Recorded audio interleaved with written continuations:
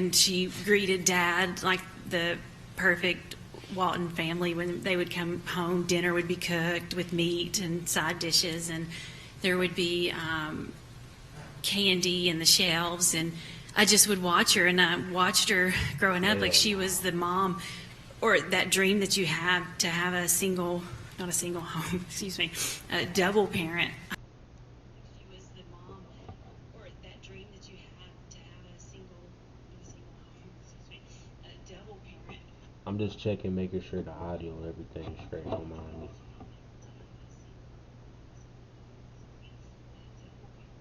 I'm just checking, making sure the audio and everything is straight. Alright, everything good. Home to where she loved, like, I so wanted to be this woman that my first engagement ring was her exact engagement ring, and I wanted to be the mom she was. She would sit in her little Brownsferry brown shirt. She had a really high arch in her foot, and just with her cup, I wanted to even, at certain points in my life, I walked around with a cup that had like the little square placement under it. Because I wanted to be her. I wanted to be the mom that she was. Just like you just heard, this wasn't a mom who abused her children or mistreated them in a way that made them feel unloved. It's clear just from the words of her stepdaughter alone that Lisa poured love into every single member of her family. Additionally, Lisa worked in human resources at an engineering firm and was known for being reliable and generous.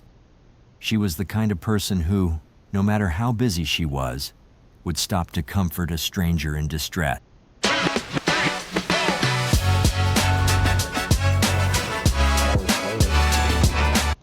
Yes, she had a big heart, always putting others first. From this perspective, it was evident that both Michael and Lisa were known for their giving nature, and to everyone around them, they seemed like the perfect. It's always shit like this always happen to the givers, bro. Like, it's so sad, but it always happened to the givers. It always happened to people who's good at heart. You can't be just a giver in this world. You gotta be also a taker. You gotta be both. Like, I don't know, cause if not, we might end up seeing you in one of these videos. I hate to say it, like, it's fucked up, but that's just the reality. I mean, Couple. Soulmates living a perfect life. However, everything began to change when Michael and Lisa welcomed their only biological child together, Joel Guy Jr. Damn, look at him. Damn, boy, that motherfucker huge as hell, boy. I can tell. That's the one that did it. Boy, that motherfucker huge as fuck. Look, the mama about maybe 5 foot. The dad about 5'7", and the son like 6'2". God damn it, y'all sure that's y'all biological? I mean, it be happening, but damn. Moment marked the start of a shift no one could have foreseen. Unlike his warm and kind parents, Joel was reportedly the complete opposite, cold and distant to almost everyone. What the fuck wrong with this nigga face, man? The hell he got going on right here, y'all? Like, is your shit lopsided, or you got like a tumor right here, boy? You need to get that shit fixed, boy. Ooh wee. In fact, Joel Guy Jr.'s life before 2016 remains a mystery in many ways. Even his half-sisters, who grew up alongside him, admitted they didn't really know him. Whenever they visited, Joel would lock himself in his room, avoiding any interaction with family. On the rare occasions he did speak, he was dismissive and rude, treating his relatives as if they were beneath him. Over time, most of the family distanced themselves, choosing not to engage with Joel unless absolutely necessary. Joel's behavior was fueled by an inflated ego, believing he was the smartest person in the room at all times. This confidence was bolstered during his school years, especially when he performed well academically. In his final years of high school, he attended the prestigious Louisiana School for Math, Science, and the Arts, a magnet school known for its small elite class sizes. Hold on, y'all. I'ma fix some shit with the stream real quick. I gotta turn off the. I gotta fix some shit. I gotta turn off the damn.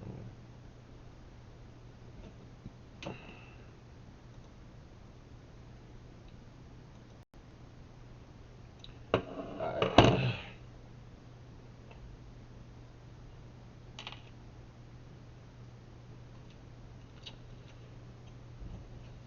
Do this real quick.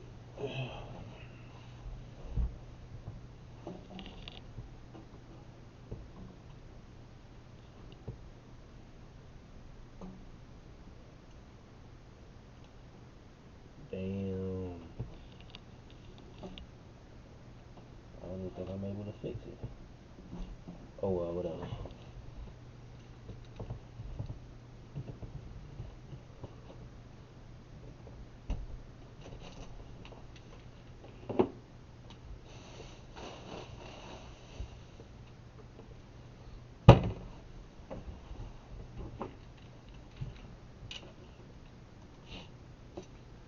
Alright, we back in here. Let me make sure everything alright.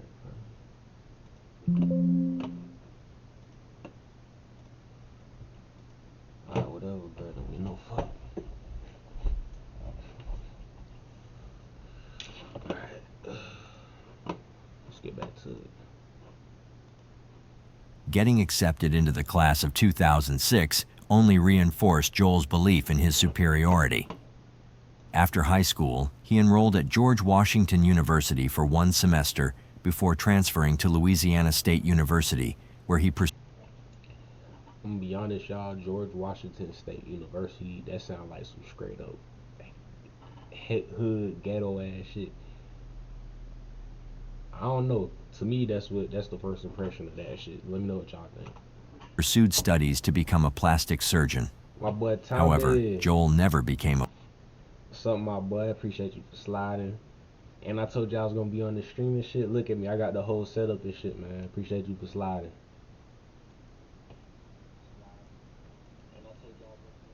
Hey, we back to it though. Let me know if you fuck with the vid. A plastic surgeon, or held any job for that matter. With Pi Adblock, visit your favorite websites and watch ads disappear. You can make some extra money by While he was in school, up until the age of 28, he lived entirely off his mother Lisa's income. Lisa, who worked full-time in human resources at Oak Ridge Engineering, sent her paychecks directly to Joel. Michael and Lisa decided to fully support Joel so he could focus on his studies without worrying about finances. They paid for his tuition, housing, and other expenses, hoping he'd graduate quickly and start his career, but their generosity backfired. Joel began to see this financial support not as a gift, but as something he was entitled to, his birthright. He believed his parents owed him this money simply because. Look at this nigga. Tommy, look at this nigga, bro.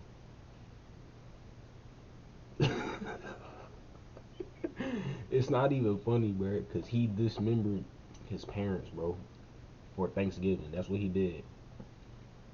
Everybody else, they got their turkey, their ham and shit. This nigga had his parents.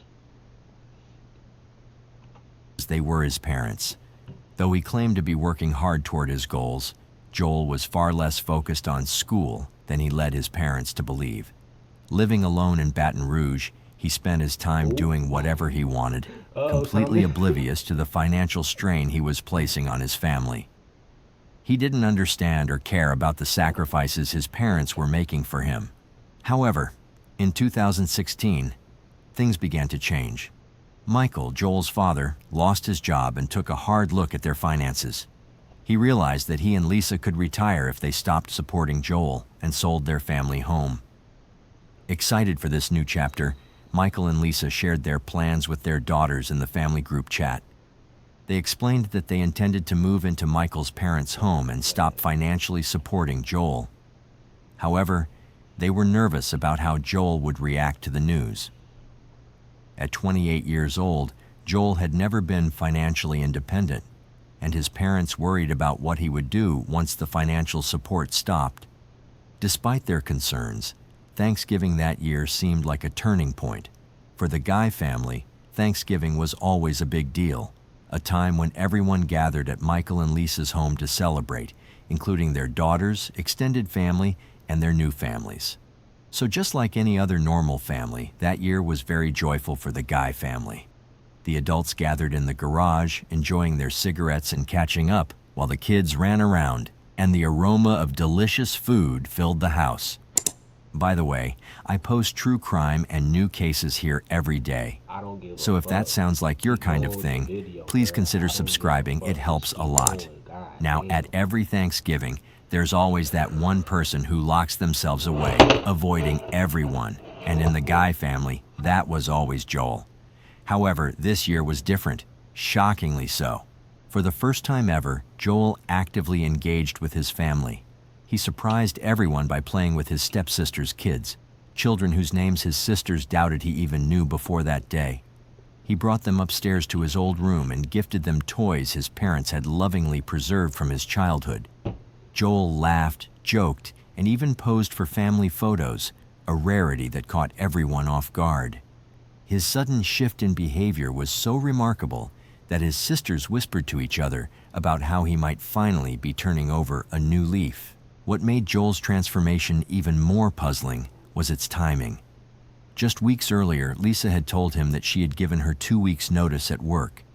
She and Michael planned to retire, sell the family home, and stop financially supporting him. Originally, they'd intended to break the news at Christmas, but Lisa decided to tell Joel early, hoping to give him time to prepare for independence.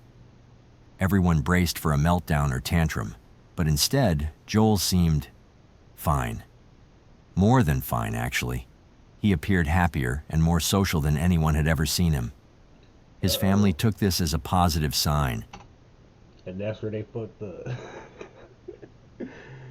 You tell somebody some fucked up information and they take it as a good sign. Yo ass about to get dismembered.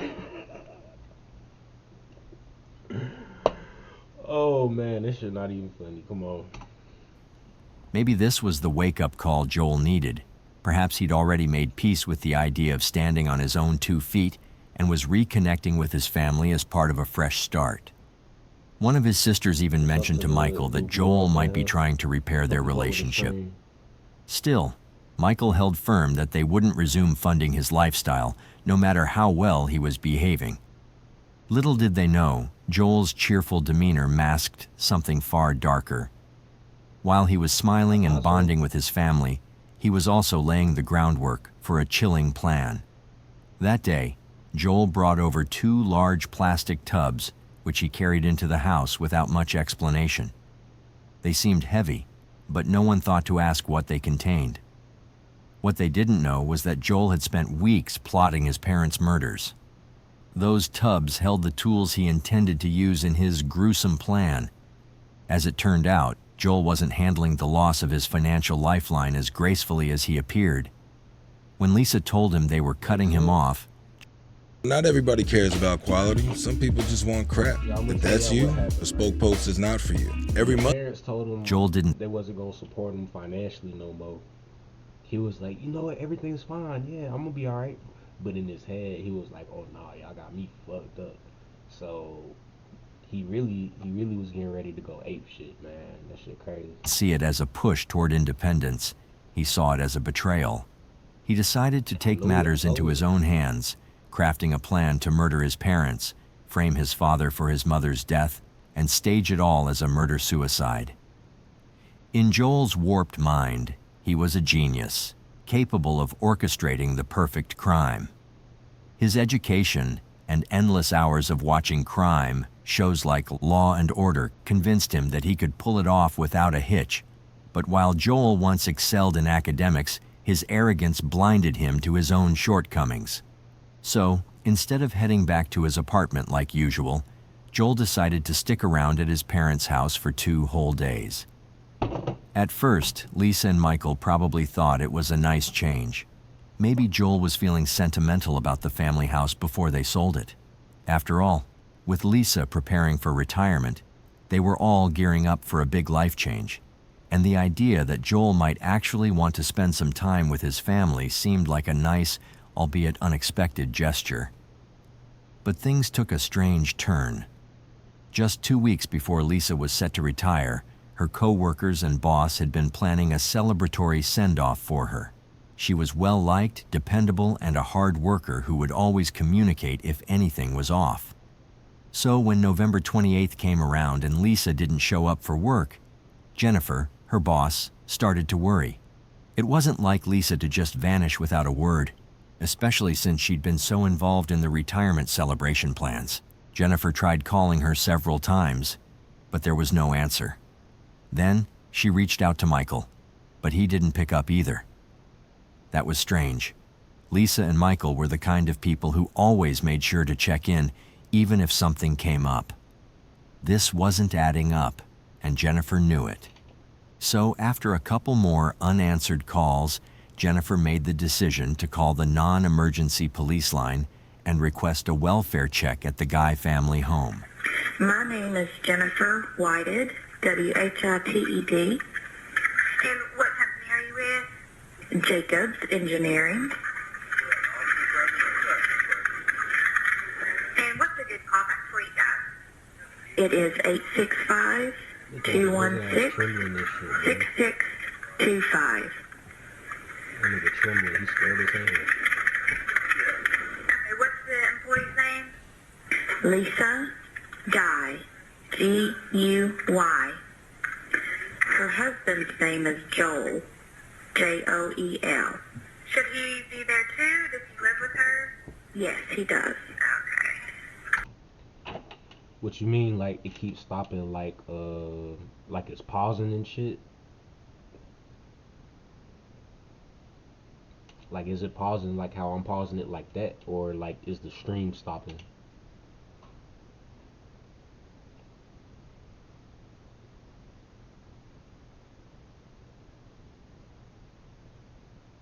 Damn.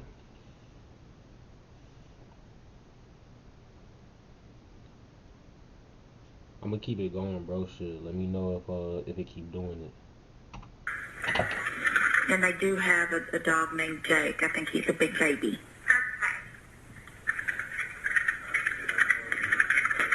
How old is she, do you know? She is in her, I think, late 50s. Do you know if she has any medical issues? No, I mean, she has high blood pressure, but that's all. That's all that I know of.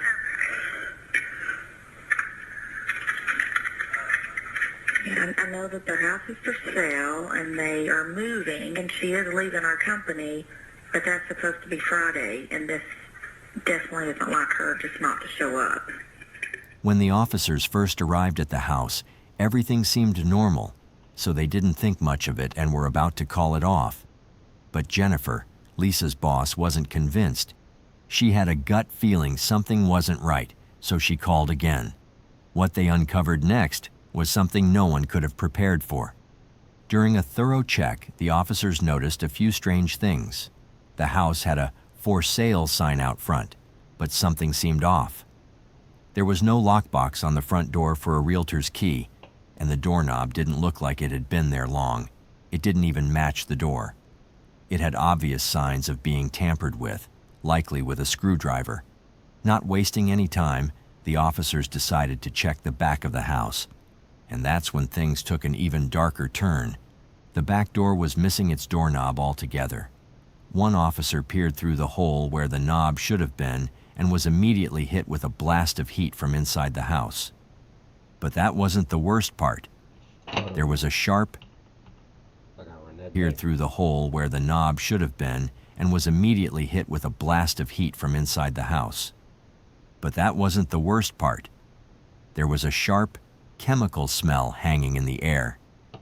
It was the kind of smell that instantly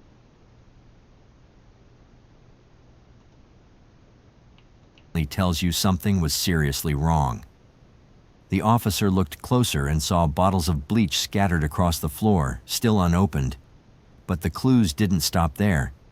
He also noticed groceries that had been EVE Online on Mac immerses you in a universe with dropped at the front door, like someone had rushed inside without finishing what they were doing. That was enough for them to make their move. They headed back to the front, found an unlocked vehicle with the garage door opener inside, and used it to get access. The officers entered the house, and what happened next was all caught on body cam footage. Hello, Sheriff's Office! They're about to find it. There's Don walking in.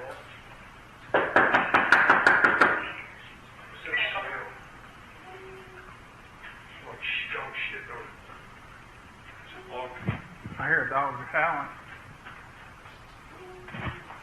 Knox County Sheriff's Office! Damn hammer. Police!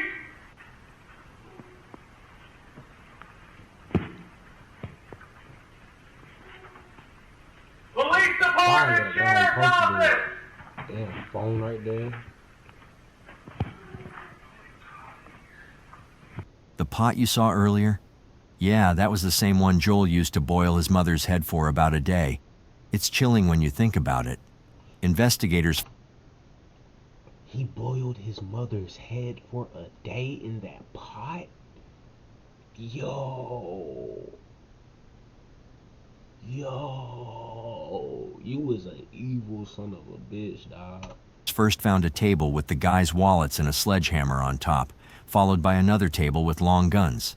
As they made their way up the stairs, they could hear a dog intermittently barking. They then spotted Michael on the floor in a hallway, and eventually discovered the dismembered bodies submerged in a solution in the bathroom.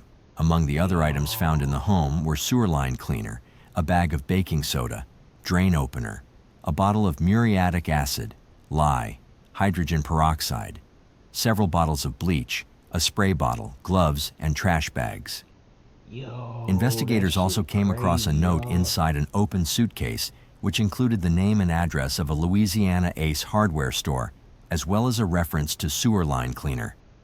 Given the hazardous chemicals, the Knox County Sheriff's Office hazmat team had to step in for biohazard removal. With the overwhelming amount of evidence, the KCSO Forensics Unit worked through Monday night and into the next day to process the crime scene. Now, what really happened after that Thanksgiving? On November 26th, Joel Guy Jr. attacked and killed his father in a second-floor exercise room while his mom was out shopping at Walmart. The scene was chaotic, with torn blinds, blood splattered on the walls, and an overturned Bowflex machine. The amount of blood was beyond horrific. The struggle must have been brutal. The poor man's clothes were shredded from the knife wounds, and it was reported that he was stabbed at least 40 times. 40 times? However, this is just an estimate. According to the autopsy, since most of the tissue was gone when they found the body, the actual number of stabs could never be fully determined. But it doesn't stop there. Joel also dismembered the body, leaving his father's hands behind in the room. When his mom came home from Walmart, this nigga left his dad hands in the room, bro. He left his daddy hands in the room, bro. Your ass need hell. Like, you need to go straight to hell. To the bottom, to the most fiery lava pit ever. That's why y'all gotta be careful, bro. Like, don't be trying to go out and meet everybody, bro, cause you never know, bro. There's motherfuckers who's capable of shit just like this. Joel tricked her into going upstairs. She was in such a rush that her groceries got scattered across the foyer. But when she reached the top of the stairs, Joel ambushed her, stabbing her in the back over and over, just like he did to his father. Blood was everywhere. The prosecution later claimed he used so much force to decapitate her that her head actually broke. And then, get this, he just chopped her up like it was nothing, then put her head in that same boiling pot on the stove. According to the medical examiner, Lisa was stabbed at least 31 times, and 9 of her ribs were completely severed. During the trial, the forensic examiner testified that the head wasn't just severed, but had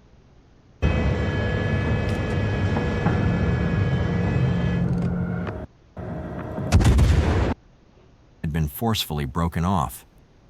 Both victims had their arms and legs detached, Mikhail at the waist and Lisa at the knees, and their body parts were placed in a bin filled with chemicals to help dissolve them. This was the very same bin that Joel had brought into the house during Thanksgiving. After death, both bodies had deep cuts made so that the chemicals could more easily penetrate the body's main cavities. So you can probably imagine how heartbreaking it must have been for both of them, loving their child and spoiling him all the way into adulthood, only for them to be brutally murdered like this. It's beyond evil. But despite Michael loving his son so much, he didn't go down without a fight. Joel sustained several cuts on his hands, including a deep gash on his left thumb. Around 3:30 p.m., he was seen in the first aid section at Walmart, buying bandages and ointment for his hand injuries. He also picked up isopropyl alcohol and hydrogen peroxide. It was also around this point that Joel returned to his apartment, likely because he was too lazy to continue with his plan. After spending 2 intense days carrying out his crime, it seems that for the first time, he was exhausted. He probably felt he had worked harder than ever before and needed a break. So, he headed back to his apartment, possibly to rest. Little did he know, it was exactly during this time that the police also uncovered what he had done. The police began questioning those closest to Michael and Lisa. When they inquired about who had been at the house that weekend, everyone pointed to Joel. His sisters revealed that he was about to be cut off financially and that his behavior over Thanksgiving had been strangely out of character. The soiled clothes found at the crime scene matched the description given by his sisters, and when investigators found a book bag containing a notebook filled with Joel's meticulous plan, how dumb do you got to be? You left a damn bag. You left a damn notebook of everything you was gonna do. I was hoping you was gonna get caught even if you didn't do this, but bruh, you are not a good criminal, and I'm glad you're not. Cause if you would have got away with this, you would have been running the streets. You would have got your karma, bro, but damn. Give him the death penalty. Don't even give him the death penalty. Give him death by torture. Slice that nigga's skin off. Pour fucking rubbing alcohol all over the wounds, nigga. You don't need no easy way out this shit. You need hard. Like, you need, I don't know, bro. it became undeniable. He was behind the murders. The only thing left to do was finalize the paperwork for his arrest. Now, the day after the bodies were discovered, Joel was arrested while heading back to the house.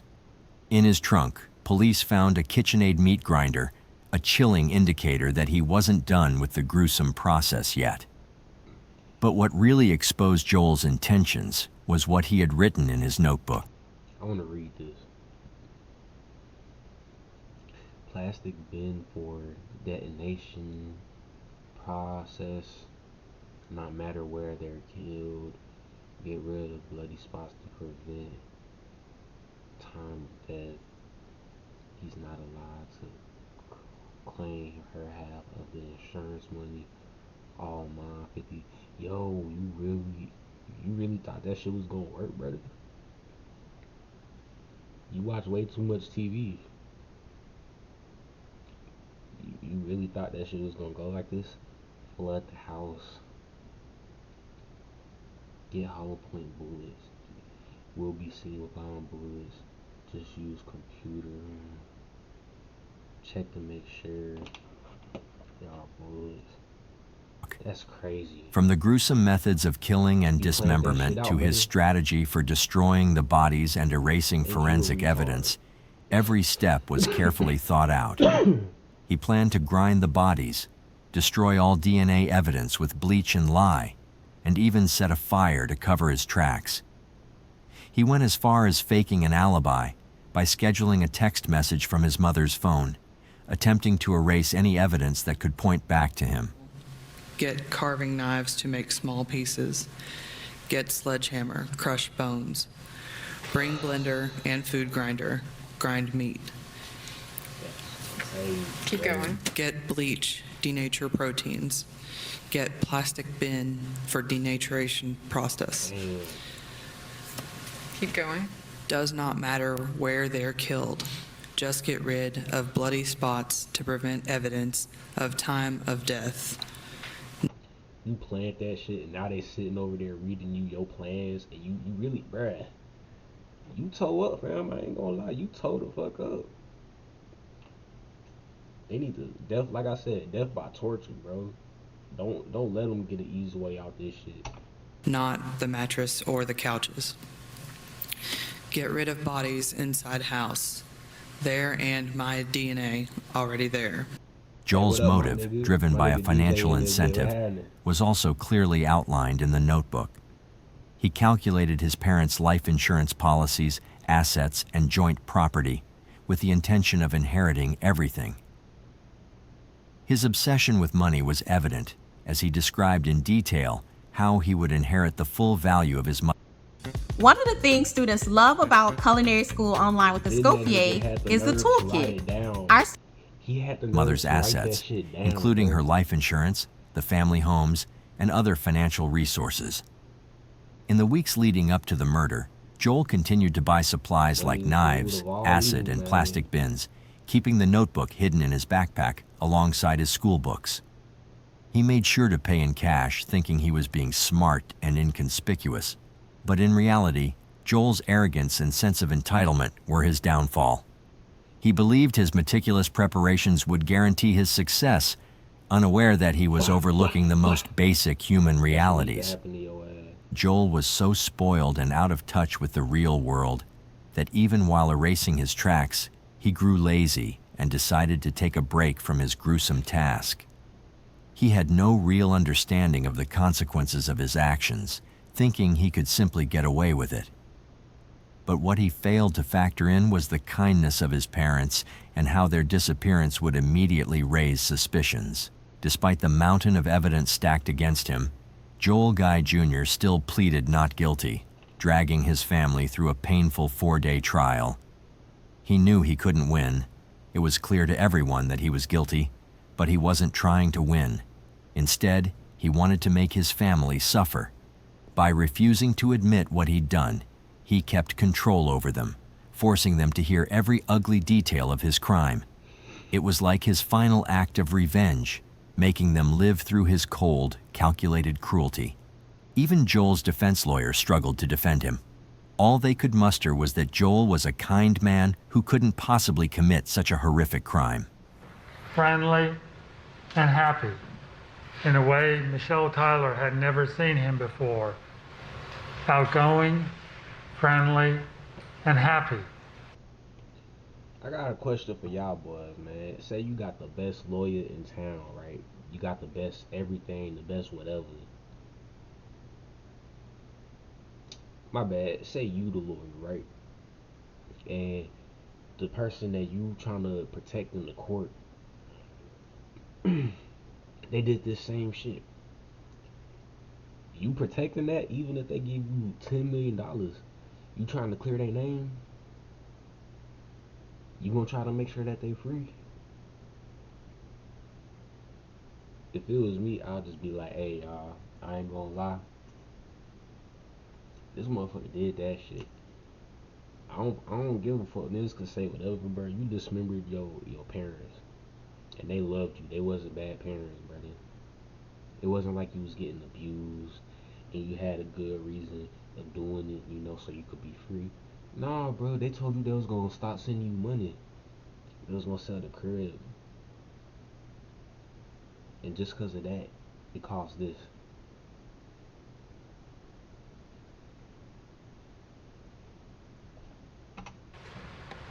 That was not a man about to commit a homicide. Outgoing, friendly, and happy. But the jury wasn't swayed by this weak argument. On October 2nd, 2020, Joel Guy Jr. was found guilty of 2 counts of premeditated first-degree murder, 3 counts of felony murder, and 2 counts of abuse of a corpse. He was sentenced to life in prison without the possibility of parole.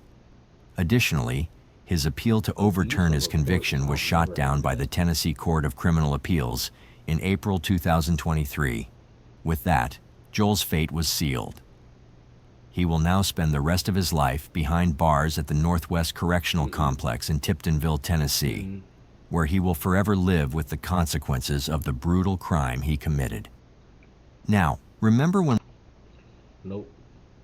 Even life in prison, that ain't enough to... That ain't enough.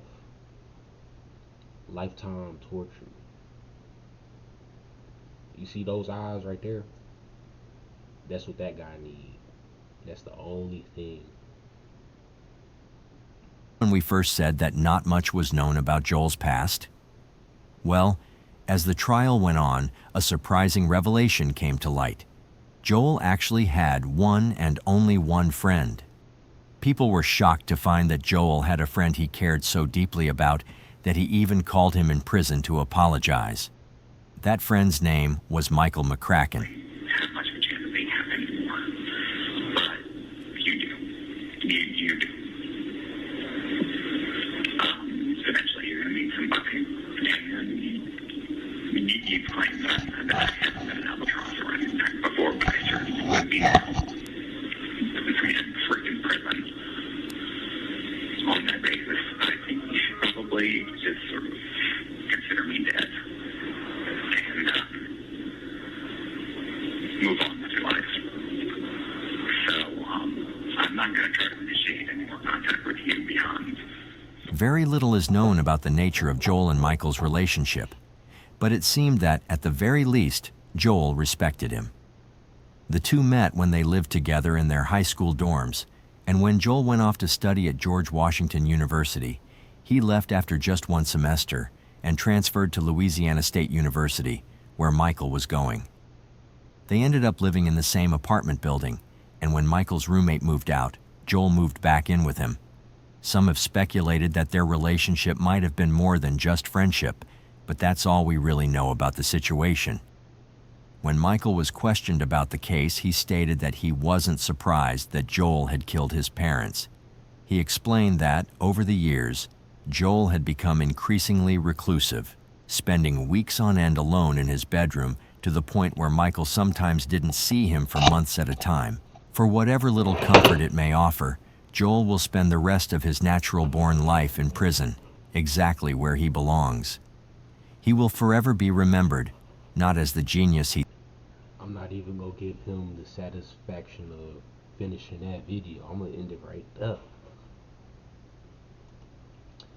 Moral of the story, y'all. Be careful. It don't matter who it is. It could be your son. It could be a friend. Just be careful who the fuck you dealing with, bruh. That pussy in there was capable of doing some fuck shit. He really was. To some people who loved him, who always loved him. And he did that just because they was about to take away a privilege from him. So y'all boys be careful. And don't ever do no shit like this. Cause I'ma get you. If the police don't get you, and if we don't see you on true crime, then I'ma get you. Real talk. Thank y'all for joining the stream. Big Shark out.